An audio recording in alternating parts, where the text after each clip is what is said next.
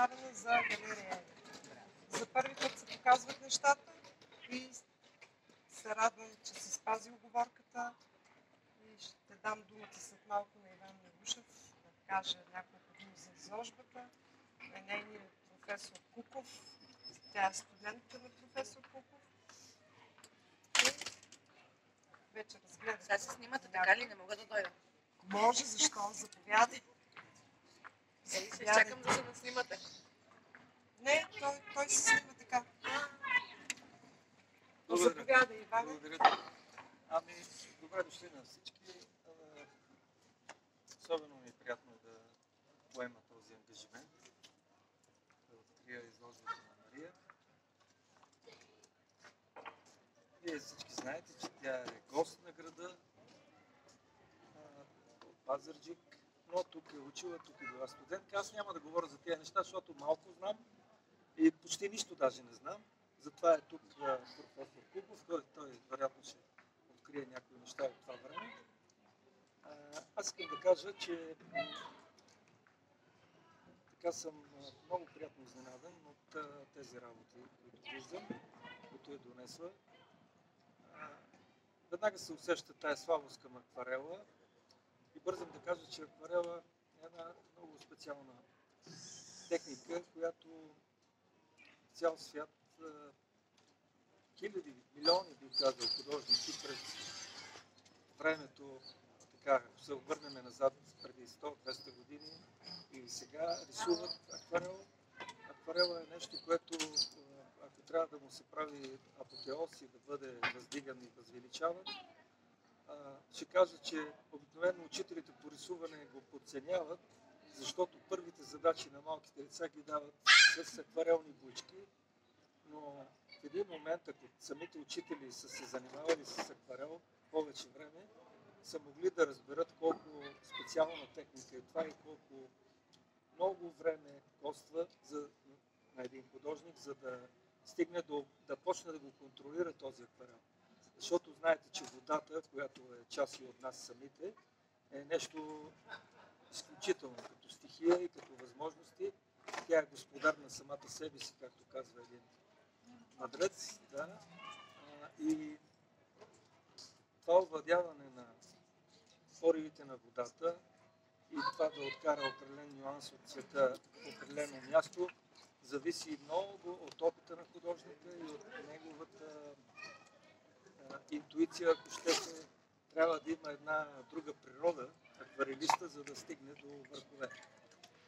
Сега всички тия думи, които казах за акварела, се отнасят за всеки художник, който опитва и работи акварел.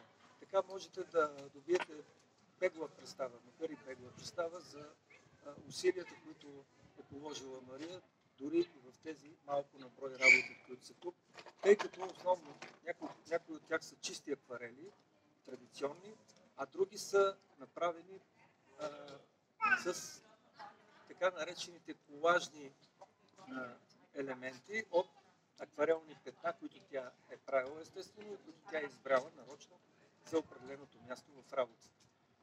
Иначе, като цяло, изложбата създава едно много приятно усещане и това наименование на самата изложба сувенир на мен ми действа леко иронично. Ще ви кажа защо. Защото сувенир обикновено е така синоним, не винаги, не е задължително, но е синоним и освен на една хубава вещ, спомен от някъде, тя носи и малко, съгласете си, малко кич, малко, нали, такива неща в тая посока. А тук няма такова нещо. Тук твърдо мога да кажа, че става въпрос за едни сериозни произведения и заради което искам да поздравя авторката и да й пожелая успех в бъдеще. Толкова от мене. Честита изложба. Благодаря много за вниманието.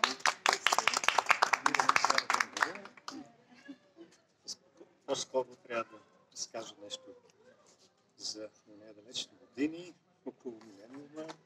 Това бяха най-хубавите ми курсове. Нейният курс беше един изключителен, с много талантливи, много интересни, самобитни студенти, изявяващи се в различните видове изкуство. Тя беше живописец определено. Беше една от най-добрите. Това не мога да не го спомена. Да може да се върнем пак в тези времена. Наистина беше много творчески план беше много голям. Сега и моите впечатления за нейните работи проектите са перфектно направени, професионално. Много хубави неща, те са много верни. Аз следя нейните творби от много време и в Фейсбук. Така слагам понякога, нали, лайкове, така подкрепа. Сега за мен голямата изненада беше точно тази серия тук, която не е чисто изящна живопис. Тя граничи малко с приложното изкуство, но тя е намерила една много интересна естетика, която така граничи с ювелирното, която граничи с изящното като начин на направа. Намирам ги за много интересни и естетични.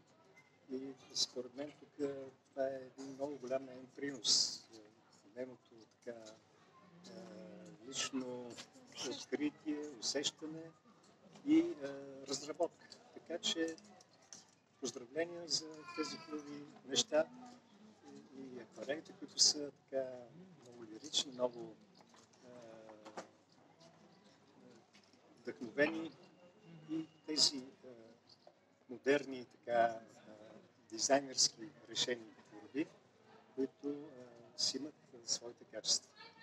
Поздравления и много успехи за това, че завише празника ми.